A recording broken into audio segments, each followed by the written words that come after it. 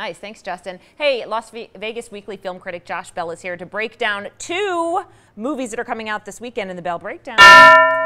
There we have it. There it is. All right. All right, we're going to talk Oscars later Yes. at 11:45, but right now we do want to talk about 2 movies that are coming out because 2 of them actually getting a lot of chatter. The first one, Red Sparrow, and this is Jennifer Lawrence, Yeah, right? Jennifer Lawrence, who's always an appealing actress, I think, and this is a spy thriller. It's not maybe as thrilling a thriller as people might expect from the ads.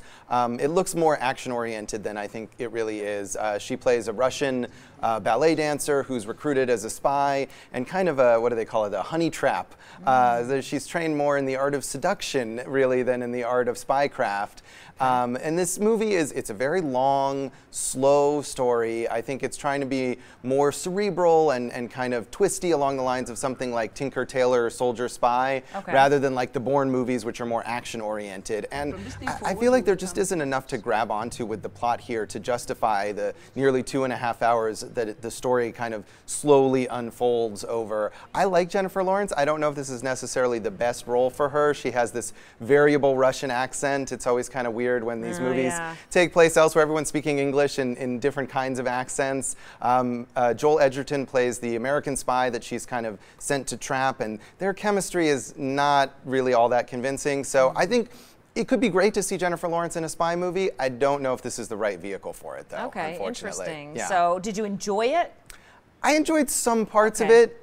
Like I said, it's not that action-oriented. The action parts are probably the best. It's Francis Lawrence who directed the last several Hunger Games movies, and I think he's maybe better at action than at the plot mechanics. Okay. All right, the next one is Death Wish, and that's a remake starring Bruce Willis. Nice to see him on the screen. Yeah, he does a lot of straight-to-video movies these days. He does, it's rare to see him in the theater. And this is a remake of the 1974 movie, I think it is, starring Charles Bronson, which spawned like 4 sequels, and I don't think this is going to do the same thing. No? It's a revenge story of sorts. Bruce Willis plays a doctor. His wife is killed, and his teenage daughter is in a coma after a home invasion robbery that kind of goes wrong. And he's this mild-mannered guy, but gets himself a gun and he goes out and he starts shooting bad guys. So what you're saying is it's exactly what we would expect to happen. Yeah, and I think it's just very generic. The original is iconic. I mean, it's got some questionable politics to it, but Bronson's role is probably what he's best known for.